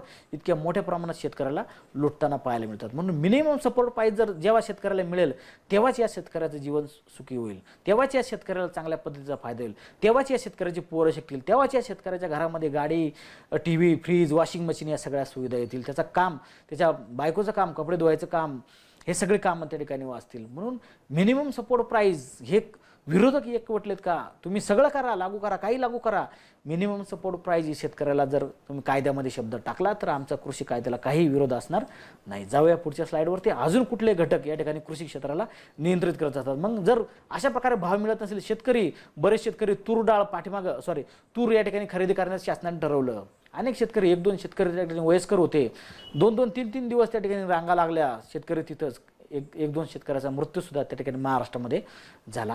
असे सरकारी यंत्रणा असते, बरोबर. व्यापारी असेल, व्यापारी लोक काय करतात, MSP जर ठरली तर व्यापारी लोक 4-5 शेतकऱ्यांचा सातबारा घेतात. त्या सातबाऱ्यावरती शेतकऱ्यांच्या मदतीने त्या ठिकाणी मी शेतकरी आहे असं दाखवतात आणि त्यांनी साठे बाजार किंवा काळे बाजार केलेला माल तो मार्केटमध्ये नेऊन शेतकरी म्हणून विकतो आणि त्याचा त्या ठिकाणी फायदा करून घेतो, बरोबर. म्हणजे व्यापारी सुद्धा अशा प्रकारे करताना पाहायला मिळतात. पुढच्या आता घटकाकडे आपण जाऊयात. वाहतुकीचे दर हा सुद्धा घटक कृषी व्यवसायाला नियंत्रित करत असतो. ट्रान्सपोर्टेशनचा दर किती आहे? शेतकऱ्याला शेतमाल उत्पादित केल्यापासून तर मार्केटपर्यंत नेण्यासाठी किंवा विक्रीसाठी नेण्यासाठी जो काही खर्च लागतो त्याला वाहतुकीचा दर असा म्हणतो. पूर्ण भारतामध्ये रस्ते वाहतूक असेल, रेल्वे वाहतूक असेल, जलवाहतूक असेल, या दोन्हींमध्ये तुम्हाला, या तिन्ही प्रकारामध्ये किंवा हवाई वाहतूक असेल, तुम्हाला रेट वेगवेगळे पाहायला मिळतात. मॅक्झिमम भारतामध्ये शेतकऱ्याला परवडेल रस्ते वाहतूक आहे. त्याच्या जवळचं मार्केट यार्ड या ठिकाणी असेल, त्या मार्केट यार्डमध्ये रस्त्याच्या द्वारे. परंतु या वाहतुकीचे दर, डिझेल पेट्रोलचे दर वाढले, त्यांच्या संघटना आहेत, वाहतूकदार संघटना आहेत, ते भाव वाढवतात आणि त्या ठिकाणी शेतकऱ्याला तिथं सुद्धा मोठ्या प्रमाणामध्ये नुकसान सहन करावं लागतं वाहतुकीचे दर वाढल्यानंतर. कसे आहेत वाहतुकीचे दर आपण या ठिकाणी पाहूयात. ओके. आता सपोज कांदा या ठिकाणी न्यायचा. आता मी कालच गावाकडची त्या ठिकाणी थोडीशी माहिती घेतली की वाहतुकीचे दर कसे आहे. 60 पिशव्या एका पिकअपमध्ये 60 पिशव्या या ठिकाणी बसतात आणि 60 पिशव्या कांद्याच्या जर वाशी मार्केटला, कल्याण मार्केटला विकायला नाही, 4,500 रुपये त्या ठिकाणी घेतले जातात. भाव मिळाला तर ठीक, कधी कधी मालाला जर, कृषी मालाला जर भाव मिळाला नाही तर शेतकऱ्याला पदरचं घरी येऊन त्या ठिकाणी तुम्ही अनेक शॉर्ट फिल्मच्या माध्यमातून पाहिलं असेल की कधी कधी शेतकऱ्याला भाडं स्वतःच्या पैशातून द्यावं लागतं. मायनसमध्ये त्याची मालाची पट्टी येते, मायनसमध्ये भावच मिळाला नाही. भाव मिळाला नाही तर वाहतूकदार त्या ठिकाणी फुकट नेणार आहे का? नाही. भाव मिळाला नाही तर त्याला मायनसमध्ये त्याला पट्टी येते. त्या ट्रान्सपोर्ट एजंटला असेल किंवा त्या गाडीवाल्या मालकाला असेल, त्याला शेतकऱ्याला पैसे मोजावे लागतात आणि तिथे शेतकऱ्याचं नुकसान होतं. वाहतुकीचे दर कोणत्या राज्यामध्ये कसे आहेत, कोणत्या जिल्ह्यामध्ये कसे आहेत, यावरती सुद्धा शासनाचं नियंत्रण नसतं. हे वाहतूकदार संघटना असतात, हेच ठरवत असतात किती भाडं घ्यायचं, किती अंतरासाठी किती भाडं लावायचं, हे वाहतूक संघटना असतात ठरवत असतात आणि तिथे शेतकऱ्याचं नुकसान मोठ्या प्रमाणात झालेलं असतं. जाऊयात आता पुढच्या घटकाकडं. पुढचा घटक अतिशय महत्त्वाचा आहे. दलालांचे कमिशन किंवा व्यापाऱ्यांना जे कमिशन मिळतं ते जे विकतात कृषी या ठिकाणी माल, त्या ठिकाणी जो APMC मध्ये किंवा मार्केट यार्डमध्ये, मार्केट कमिटीच्या अंडर जे मार्केट असतं त्याच्यामध्ये नेला जातो. तर दलालांचं कमिशन हे शासनाने सांगितलेलं आहे ॲव्हरेजमध्ये पाहिजे. 1%, 2%, 1.5% मालानुसार वेगवेगळं असतं. पण याच्याकडं कोणत्याच शेतकऱ्याला माहीत नाही आणि कोणत्याच शेतकरी APMCच्या अध्यक्षाकडे कधी तक्रार घेऊन जात नाही की याने या ठिकाणी कमिशन जास्त मारलं. भावात हे गडबड करतायत. बघा, तुम्हाला एक व्हिडिओ मी दाखवतो या ठिकाणी. 1400 कालरकार 700 700 800 रुपये 800 रुपये 850 रुपये मार्क लावले 1050 1100 रुपये 11 1200 1250 1250 रुपये 1250 सेमकार 200 रुपये मार्क लावले 150 400 रुपये 500 600 रुपये 600 रुपये 605 10 15 50 लक्ष रुपये एमटी कार 950 1150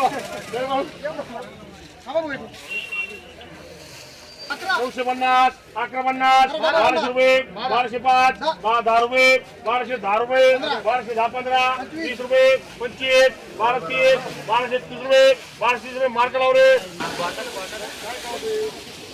1000 1005 1050 1075 1100 रुपये 1105 1110 रुपये 1150 1150 मार्क लावले 200 रुपये 200 200 रुपये 200 200 रुपये 200 रुपये 200 300 रुपये 400 रुपये 500 रुपये अरे डबल 500 डबल एक्स करा त्याला पुढे फुल्ली मारे फुल्ली 850 1000 रुपये 50 1050 8 रुपये 1150 1150 रुपये 1150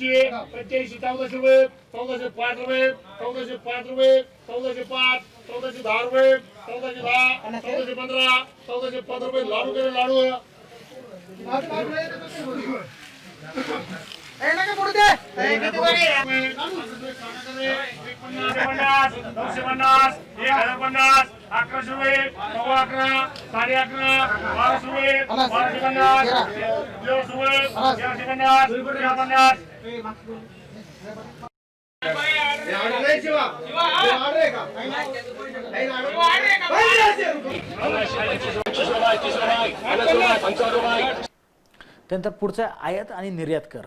जर कृषी माल आपल्याला निर्यात करायचा असेल किंवा काही कृषीशी निगडीत काही बी बियाणं असेल, काही यंत्र असतील, काही औषधं असतील, काही खतं असतील, ही जर आपल्याला आयात करायची असेल तर त्याच्यावरती गव्हर्नमेंट टॅक्स लावतं. कृषी माल निर्यात करताना या ठिकाणी टॅक्स नाही आहे. ओके. जर आपल्याला भाजीपाला फळे काही निर्यात करायचे असतील तर याच्यावरती टॅक्स सरकार लावत नाही. परंतु जर तुम्ही ड्रायफ्रूट, मेडिसिनल प्लांट किंवा औषधी वनस्पतीचं जर उत्पादन करून जर ते निर्यात करत असाल तर मात्र गव्हर्नमेंट त्याच्यावर टॅक्स लावतो. पण तुम्ही फळे, भाजीपाला, इतर जो काही कृषी माल आहे तो जर निर्यात करत असाल तर त्याला कुठल्याही प्रकारचा टॅक्स लागत नाही. मग हा टॅक्स मग या चित्रामध्ये तुम्हाला दिसत असेल ड्रायफ्रूट या ठिकाणी आहेत. ड्रायफ्रूट, मेडिसिनल प्लांट हे जर तुम्ही निर्यात करत असाल बाहेरच्या देशात काही कंपन्यांना, काही देशांमध्ये, तर त्याच्यावरती गव्हर्नमेंट टॅक्स लावतो. हा टॅक्स किती आहे, हा टॅक्स किती आहे याच्यावरती सुद्धा कृषी व्यवस्था, कृषी व्यवसाय अवलंबून असतो. जर शेतकऱ्यांनी माल उत्पादित केला, पाठीमागे तुम्ही बघितलं कांद्याला भाव वाढायला लागले, कांदा निर्यात केला जाऊ लागला, कांद्याला भाव वाढायला लागले, लोकांची ओरड झाली, बरोबर, सामान्य नागरिकांची खिशाला परवडत नाही अशा प्रकारचं, खाऊ नका ना कांदा, शेतकऱ्याला परवडे ना. पण सरकार लगेच शेतकऱ्यांचे विरोधी सरकार, आपण मगाशीच या ठिकाणी सांगितलं, कांदा निर्यात बंद केली, दणकन त्या ठिकाणी काय पडले, बाजारभाव पडले आणि शेतकऱ्याचं नुकसान झाले. तुम्ही होऊ दे ना निर्यात, भारत देशामध्ये मागणी आहे, होऊ दे निर्यात, बरोबर. तुम्ही ऑप्टिमम प्राइस ठेवा ना, भारतामध्ये तेवढा साठा ठेवा ना, ऑप्टिमम प्राइस ठेवा आणि इतर माल हा शेतकऱ्याला परवानगी द्या बाहेरच्या देशामध्ये निर्यात केला. याच्यावर सुद्धा सरकारचं नियंत्रण असतं. आणि ते आयात आणि निर्यात बंदी आहे का, आयात निर्यात चालू आहे का, त्याच्यावरती जे काही टॅक्सेस लावले जातात त्याचा सुद्धा तोटा हा शेतकऱ्याला सहन करावा लागतो. ओके. त्यानंतर कृषी कर्जाचे दर किंवा शेतकऱ्याला जे काही विविध कामांसाठी ट्रॅक्टर घ्यायचा आहे, पिकअप घ्यायची, माल वाहतूक करायला काय अवजार घ्यायचे, बी बियाणे घ्यायचे, खतं घ्यायचे, याला त्याला इतर अनेक सगळ्या कामांसाठी त्याला कृषी कर्ज मिळत असतं, क्रॉप लोन, बरोबर. आता SBI ही सर्वात मोठी बँक आहे भारतामध्ये, कृषी कर्ज त्या ठिकाणी वाटप करतं. या कृषी कर्जाचे दर किती आहेत याच्यावर सुद्धा या ठिकाणी डिपेंड असतं की कृषी कर्जाचे दर सरकारवरचं त्या काय कंट्रोल आहे का, का खाजगी कंपन्या त्याच्यामध्ये गुंतलेल्या आहेत, या सगळ्या यंत्रणा याच्यामध्ये असतात. मग शेतकरी बऱ्याच वेळेला कर्ज बाजार येऊन नंतर त्याला त्या ठिकाणी आत्महत्या करण्याची वेळ याच्यामध्ये येते, बरोबर. अनेक लाखो करोडो लोक या ठिकाणी शासनाचं कर्ज घेऊन त्या ठिकाणी पळालेले आहेत, त्यांना कर्ज माफ केलं. पण कृषी कर्ज या ठिकाणी जर असेल तर बँका तगादा लावतात आणि शेतकरी वैतागून या ठिकाणी आत्महत्या करताना आपल्याला दिसून येतं. मग कृषी कर्जाचे दर निरनिराळ्या राज्यांमध्ये निरनिराळ्या, त्याच्यामध्ये शासनसुद्धा समाविष्ट असतं, शासनसुद्धा त्या ठिकाणी सबसिडी देत असतं. मग कशा पद्धतीने सबसिडी या ठिकाणी जाहीर केली जाते तेही आपण या ठिकाणी पाहूया. कृषी कर्ज किंवा क्रॉप लोन ह्या संदर्भामध्ये राज्य शासनाची योजना कशी आहे, केंद्र सरकारची योजना कशी आहे आणि शेतकऱ्यांना या प्रायव्हेट बँका असतील, सहकारी बँका असतील, पतसंस्था असतील, याच्यामार्फत कृषी लोन, कृषी कर्ज किती व्याजदराने दिलं जातं हा सुद्धा घटक कृषी व्यवसायाला नियंत्रित करत असतो.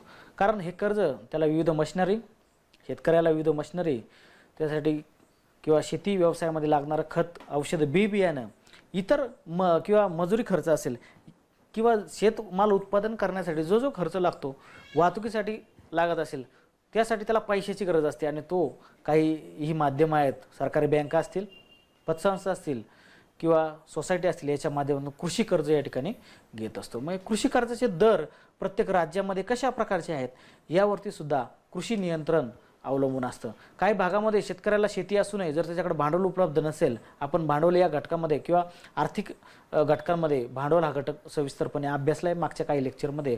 तर अशा प्रकारची जर यंत्रणा चांगली असेल कृषी लोनची आणि शेतकऱ्याला त्रास न देणारी यंत्रणा असेल तर त्यापासून शेतकरी कर्ज घेतात आणि कर्ज घेऊन त्या ठिकाणी चांगल्या पद्धतीने शेती व्यवसाय करू शकतात. काय काय आहे त्याच्यामध्ये अजून घटक समाविष्ट आपण बघूया. बघा या स्लाइडमध्ये तुम्हाला या ठिकाणी दिसत असेल, या ठिकाणी अहमदनगर डिस्ट्रिक्ट कोऑपरेटिव्ह बँक याच्या मार्फत सुद्धा कृषी कर्ज या ठिकाणी दिलं जातं. किसान क्रेडिट कार्ड दिलं जातं. SBIची सुद्धा या ठिकाणी योजना या स्लाइडमध्ये तुम्ही पाहत असाल बघा, किसान क्रेडिट कार्ड आहे. त्या ठिकाणी फार्म मेकॅनायझेशन लोन आहे, ट्रॅक्टर लोन आहे, combine harvester loan, drip irrigation, dairy farming, poultry farming, fishery, अजून कृषी क्षेत्राशी रिलेटेड जे जे काही व्यवसाय येतात त्या सगळ्या व्यवसायांसाठी या ठिकाणी ग्रामीण पतसंस्था, सहकारी सोसायट्या, जिल्हा बँका आणि राष्ट्रीयकृत बँका याच्या मार्फत कृषी कर्ज उपलब्ध करून दिलं जातं. जर ते शेतकऱ्याला तात्काळ आणि योग्य वेळी जर उपलब्ध झालं तर शेतकरी त्याचा वापर शेतातील कामांसाठी, शेतात लागणाऱ्या विविध खर्चांसाठी करतो आणि त्यापासून कृषी उत्पादन चांगलं मिळतं.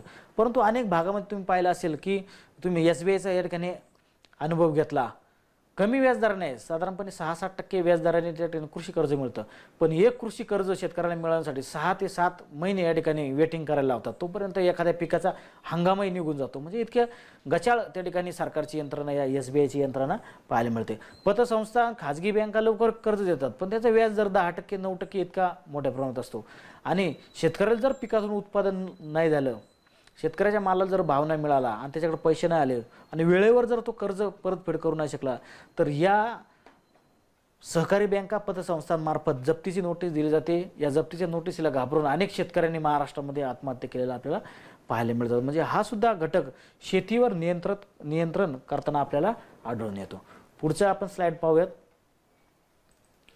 त्यानंतर अशा काही खाजगी बँका असतात, काही फायनान्स कंपन्या असतात, ते शेतकऱ्याला कर्ज देताना वेळ देतात परंतु वसूल करताना खूप त्या ठिकाणी तगादा लावतात. शेतकऱ्याला जर वेळेत पैसे नाही आले तर मोठ्या प्रमाणात शेतकऱ्याचं शोषण करताना पाहायला मिळतात. तर ओके, पुढचं आता बघू विजेचे दर. पुढचा घटक हा सुद्धा घटक कृषी व्यवसायाला मोठ्या प्रमाणात नियंत्रित करत असतो. जलसिंचनासाठी आणि इतर कामांसाठी शेतकऱ्याला विजेची आवश्यकता असते.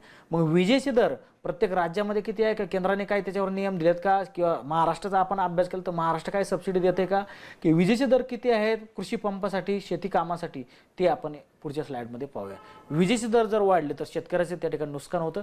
कधी कधी शेतमालाला बाजारभाव न मिळाल्यामुळे, त्याच्याकडे पैसे नसल्यामुळे त्याचं कनेक्शनही कट करून नेलं जातं. बरोबर, ह्या सगळ्या गोष्टी याच्यामध्ये येतात. पुढच्या स्लाइडमध्ये आपण बघूया. 2012 साठी कृषी पंपाचं जो काही विजेचा दर होता तो किती होता. रेड या ठिकाणी मार्किंग केलेलं बघा. आपण 5 HPचंच उदाहरण या ठिकाणी पाहूया. 5 HPचंच या ठिकाणी उदाहरण आपण पाहूयात. ओके, तर फिक्स महिन्याला चार्जेस होते 295 रुपये पर HP पर मंथ. म्हणजे किती आहे या ठिकाणी 295 जर आपण या ठिकाणी पकडलं पर HP म्हणजे 295 गुणिले 5, बरोबर. पण आपण जर त्याचं एका याच्यामध्ये कॅल्क्युलेशन केलं तर साधारणपणे महिन्याला वर्षाला 3540 गुणिले 5 इतकं त्याला 2012ला वार्षिक बिल येत होतं. 2020ला काय केलंय बघा, 2020ला त्यांनी केलंय 334 रुपये पर HP. मग 334 गुणिले 5 गुणिले 12 आणि प्लस त्याच्यामध्ये व्हिलिंग चार्जेस लावले ते 145. बरोबर, हे दर झोननुसार वेगवेगळे आहे. ड्राय झोन आहे, कुठला झोन आहे त्या झोननुसार वेगळं आहे. बघा या ठिकाणी वेगवेगळे पुणे, नाशिक, औरंगाबाद, अहमदनगर त्या झोननुसार वेगवेगळं आहे. परंतु 295 रुपये पर HP वरून 334 रुपये पर HP इतक्या प्रमाणामध्ये वाढवलं आहे. आणि कृषी विजेचे जे दर आहे ते वाढवूनही काय उपयोग नाही. बऱ्याच वेळा शेतकऱ्यांना लोड शेडिंगचा प्रकार दाखवून या ठिकाणी लाईट नसते, रात्रीचं लाईट असते, 12-1 वाजता त्याला मोटर चालू करावं लागते, 10ला 11ला 1ला 2ला कधीही लाईट येते, कधीही जाते, बरोबर.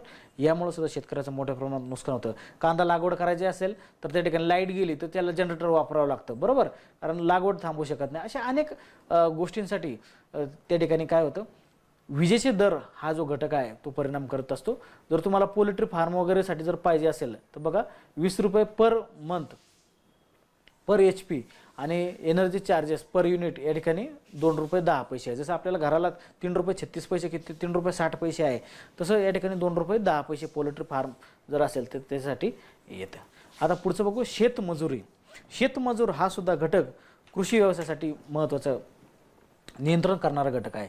शेतकऱ्याला योग्य वेळी योग्य कालावधीमध्ये जर शेतकामासाठी जर मजूर मिळाले नाही आणि त्याचं शेतातील काम, शेतातील मशागत किंवा पिकाची काढणी असेल ती जर राहिली तर पिकाचं मोठ्या प्रमाणात नुकसान होतं. किंवा गवत काढायचा कालावधी असेल त्यावेळेस जर त्याला कामगार नाही मिळाले, शेतमजूर नाही मिळाले तर त्या गवत वाढल्यामुळे पिकाचं उत्पादन घटतं किंवा पीक त्या ठिकाणी खराब होतं, आळी होते, कीड होते किंवा पिकाचं उत्पादन एकंदरीत पिकाचं उत्पादन घटतं. मग शेतमजुरी कोणत्या भागामध्ये किती आहे, 200 रुपये रोज आहे, 300 रुपये रोज आहे.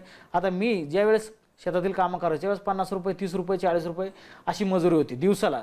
दिवसभर काम केल्यानंतर 50 रुपये तुम्हाला रोज मिळणार. आताची जर तुम्ही बघितली तर 200 रुपये स्त्रीला, 300 रुपये की 400 रुपये पुरुषाला अशी इतक्या मोठ्या प्रमाणामध्ये मजुरी आहे. मग हे मजुरीचे दर सुद्धा काही भागामध्ये राजकीय लोकांमार्फत निश्चित केले जातात किंवा काही संघटना असतात, या मजुरांच्या सुद्धा संघटना असतात, त्याच्या खाली कुणी कामावरती जायचं नाही अशी त्या ठिकाणी त्यांनी ग्वाही दिलेली असते, असे नियम केलेले असतात. 200 रुपये मजुरी असेल स्त्रीला, महिलेला, तर 200 रुपयाच्या कमी जर कोणी घेत असेल तर त्या ठिकाणी कामावर कोणी जात नाही. मग मजुरीचे दर किती आहे, मग शेतकऱ्याला पुढचा विचार कोणीच करत नाही की त्या ठिकाणी किती आहे. परंतु मजुरांचे काही या ठिकाणी नाही, पूर्ण महागाई जर एवढे वाढले असेल तर मजुरांना सुद्धा तेवढा मजुरी मिळणे गरजेचं आहे. पण काही भागामध्ये काही युनियन असतात, काही राजकीय लोक जाणून बुजून करत असतात आणि मध्ये कमिशन त्यांचे ग्रुप असतात, मजूर संघटना असतात आणि हे राजकीय लोक त्या शेतकऱ्याला मजूर पुरवून त्याच्या मागे काहीतरी कमिशन मिळवत असतात. मग मजूर हा सुद्धा घटक त्या ठिकाणी महत्त्वाचं काम करत असतो. मजुरी सुद्धा शेती व्यवसायाला नियंत्रित करीत असते. पुढे पाहूया crop insurance. Okay, crop insurance किंवा कृषी विमा असं आपण त्याला म्हणूया.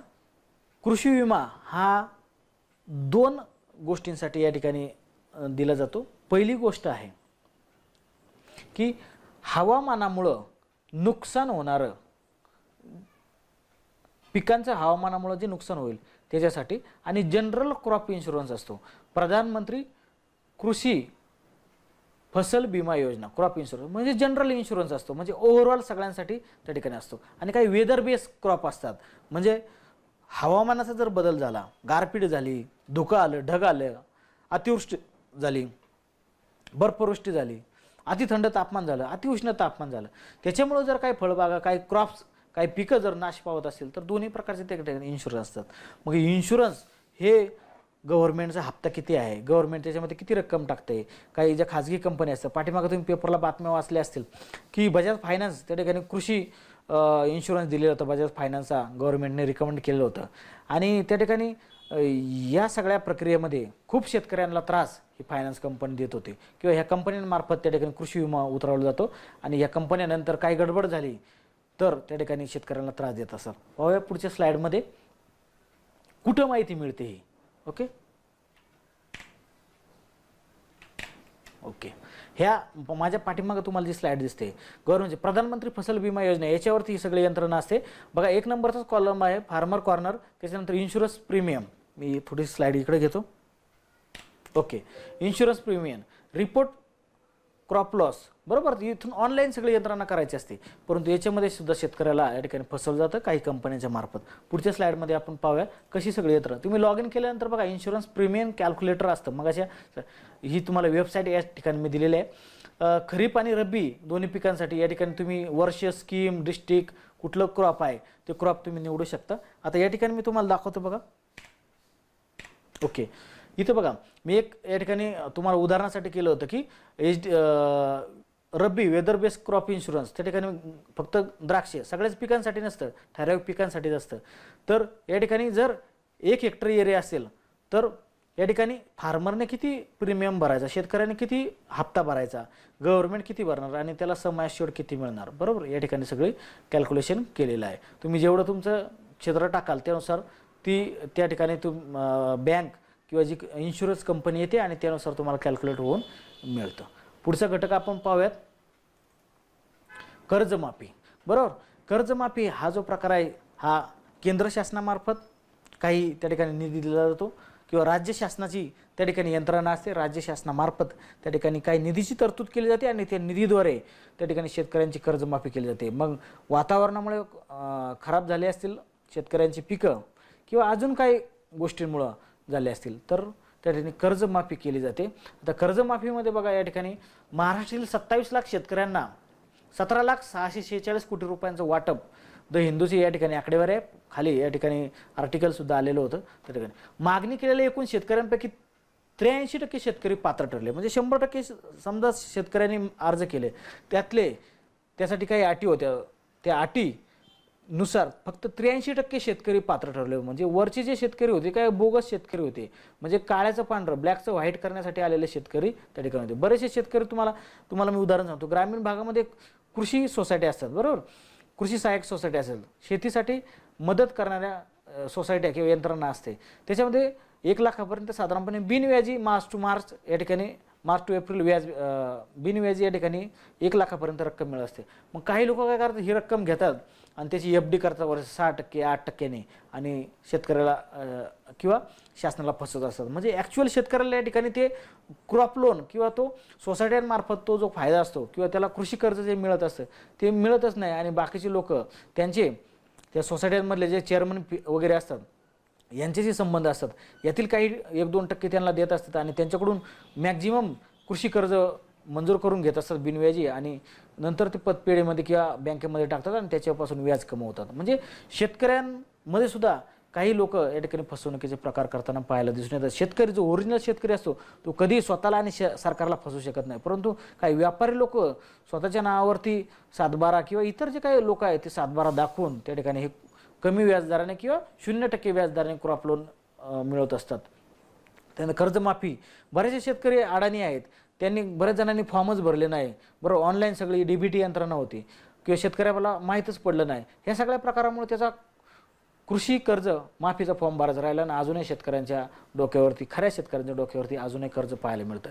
याचा फायदा फक्त मोठ्या शेतकऱ्यांना या ठिकाणी झालेला पाहायला मिळतो. त्यानंतर त्याच्यामुळं या ठिकाणी 2019 फिगर आहे बघा, महाराष्ट्रामध्ये 808 शेतकऱ्यांनी या ठिकाणी आत्महत्या केलेलं पाहायला मिळतं. त्याच्यापर्यंत योजना न पोचणे, कर्जबाजारी होणे, बँकेने तगादा लावणे अशा अनेक प्रकार शेतकऱ्याच्या बाबतीमध्ये घडून येतात. कृषी मालाला भाव न मिळणे, त्याचं नुकसान होणे यासारख्या प्रकारामुळे किंवा त्या कर्जबाजारी होऊन त्या ठिकाणी आत्महत्या करण्याची वेळ शेतकऱ्यावरती येते. त्यामुळे कृषीला हा सुद्धा घटक किंवा कर्जमाफी ही शेतकऱ्याची जी योजना आहे किंवा स्कीम आहे याचा सुद्धा फरक पडत असतो. ज्या शेतकऱ्यांना ॲक्च्युअल त्या ठिकाणी त्याच्या अकाउंटला जमा झाले पैसे, त्यांचं कर्ज माफ झालं, त्यांना फायदा झाला, ते शेतकरी आनंदित आहे. परंतु ज्या शेतकऱ्यांचे गरीब बिचारी अडाणी शेतकऱ्यांचे फॉर्मच भरायचे राहिले तर अशा शेतकऱ्यांना खूप मोठ्या प्रमाणात तोटा झालेला पाहायला मिळतो.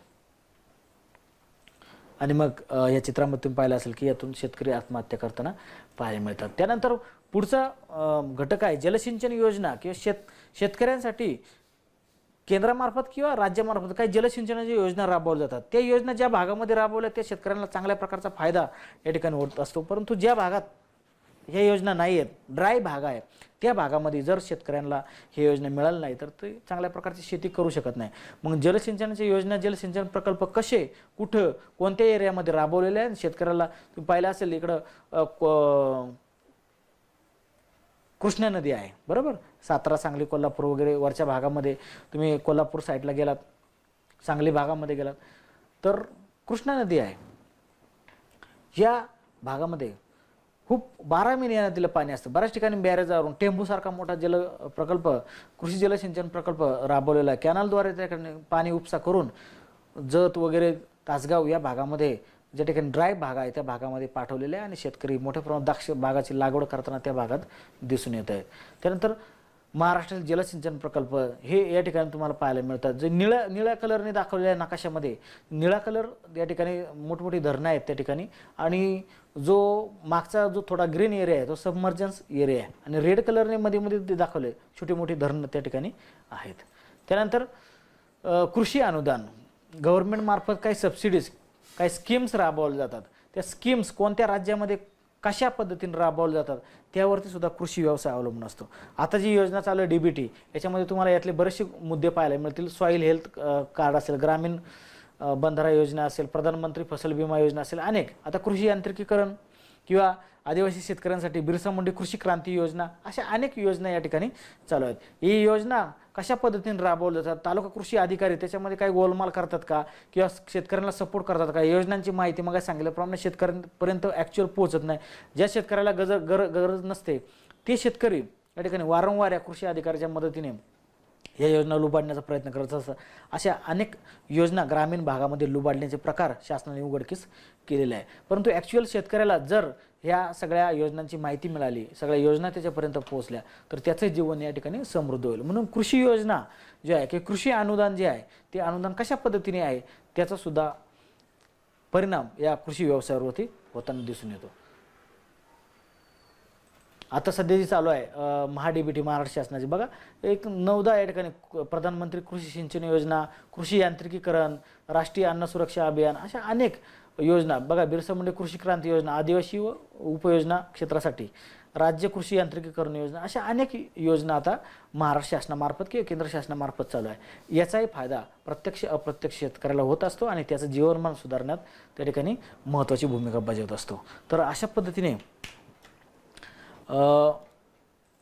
शेवटच्या स्लाईडला आपण आलेलो आहे, शेवटच्या याला आलेलो आहे सारांशला, की कृषी व्यवसायावर नियंत्रित करणाऱ्या घटकांमध्ये शासनाच्या आणि सरकारच्या आणि राजकारणाच्या ह्या गोष्टी सगळ्या समाविष्ट असतात.